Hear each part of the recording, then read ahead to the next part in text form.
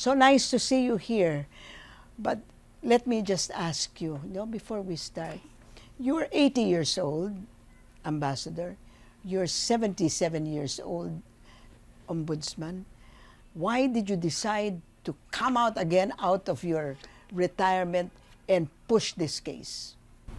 I think we saw an opportunity to help our people in the context of what's happening. The fact that we are being bullied by China, so we are looking for ways to be able to take a stand, and also to, as I said, to assist our people who need help. Sinabi niyo ho, we are being bullied by China. Ano ang ebidensya nito na tayo ay binibuli ng China? Ombudsman. Hindi ka nalalayong, Madam Winnie. It's judicial notice na tinataboy nila ang ating mangingisda, sinira na nila yung mga marine areas where the fish, of which they fish, thrive. And palagi naman lumalabas sa dyaryo na nagre-reklamo ang mga fishermen na sila ay nga tinataboy ng mga Chinese na hindi sila mangingisda sa lugar na dati nilang pinangingisdaan. So, nasa dyaryo na nag-put up sila ng military installations. Sinira nila ang mga corals, at saka in the process, naghahanap sila ng malalaking clams, sinira nila yung mga structures na seabed. Teritoryo natin over which we have sovereignty. At wala tayong ginagawa? We had actually employed diplomatic means. There are many of them. You have your bilateral avenues, you have your multilateral avenues, you have various other avenues that you can use. So in other words, hindi naman nagpapabuli yung Pilipinas. We fought against China.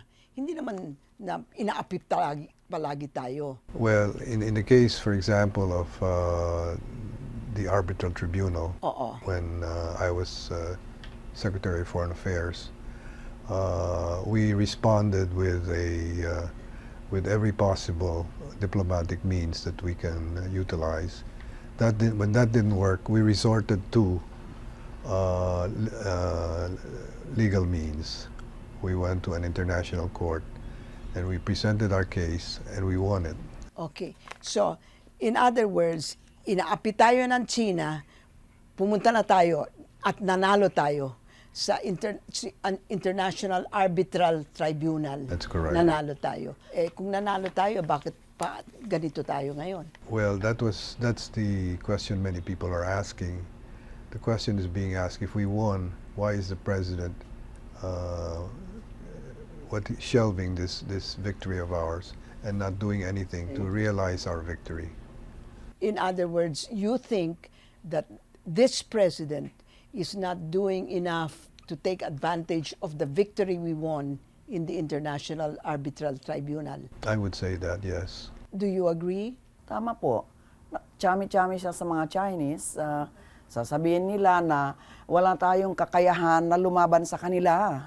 So, ganun na nga lang. So, sa akala nyo, meron tayong kakayanan na...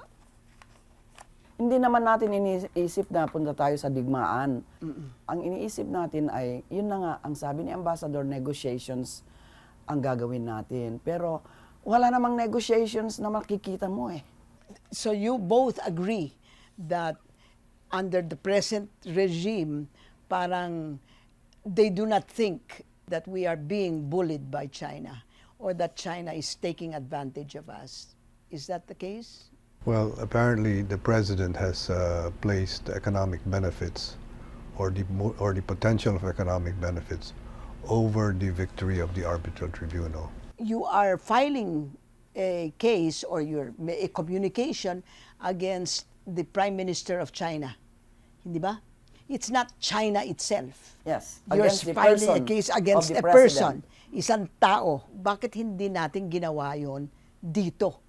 I mean, why did we have to go to an international court? Why couldn't, he's just a man. Why couldn't we file a case against this man? He is a head of state, and it's very difficult to to file a case against a head of state in a foreign country. Yeah. You mean it's not done? Well, I'm just saying there's a high measure of difficulty. In other words, it's more difficult to do it here than to go to the International Criminal Court in The Hague. Kung sana ang makikita natin na ang administrasyon ay suportado na paglaban natin na tulungan ang mga naaaping fishermen, including among other things, faulting the President of China who is implementing itong pang-aapi, then mag-ari sanang magkaroon tayo ng kaso domestically. Pero ang nangyayari nga is hindi natin maaasahan na mai-file dito dahilan ang mismong presidente mukhang hindi siya interesado to fight a giant. For the sake of our mga kapuso, itong International Criminal Court nasa Netherlands ho ito. Sa Hague, Oo, specifically. and how many members are there? 123. Pero there was a case filed against President Duterte in this International Criminal Court. Di ba? And so the President Duterte said, we are not going to be members of the International Criminal Court anymore. Kung hindi na tayo miyembro, paano kayo nakapasok at nag-file kayo ng kaso? Yung crimes subject of our communication occurred during the time that the Philippines was still a member of the International Criminal Court. 2 araw na lang. 2 araw na lang bago mag-effect yung withdrawal. So in other words, So talagang hinabol nyo. baka ma-technical kami, although we believe na hindi kami mate-technical because nangyari nga yung krimen even before. I see. Even before he withdrew. Yes. Si Presidente Duterte finailan ng kaso ng isang Pilipino Yeah, dito. Sabio.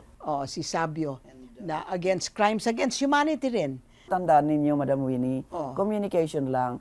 I-file mo yung communication, you request the Office of the Prosecutor to consider examining the plight of the fishermen and those who are similarly situated para matingnan kung sakaling may nangyari na krimen na ginawa ng President et al. Ng Tsina. Do we have any idea of what the timeline will be? Hindi natin matiyak kung gaano katagal. Dahilan marami ring communications na natatanggap. So, they prioritize yung mga naunang na-file sa kanila. So in other words, baka 5 taon bago they will turn to this case? Ganun ba yon? Hindi naman ho siguro. Hindi naman. But, kasi sinasabi ng administration natin na, that's a futile exercise. Di ba? Ayun ang sinasabi nila. Hindi kasama ang gobyerno doon kasi hindi naman sila authorized. Unang-una, dapat state party. Kung miyembro tayo, hindi naman nga tayo miyembro. Walang jurisdiction ng ICC. Kaya sayang. Although hindi naman sayang. Sabi ko nga kanina political move. May pakita natin sa mga interesado na naghahain tayo ng reklamo. Sapagkat ayaw natin yung ginagawa nila. Kung ang impression namin is that even yung prosecutor can motu proprio conduct an investigation of a case that he or she thinks amounts to a crime committed within the territory of a country.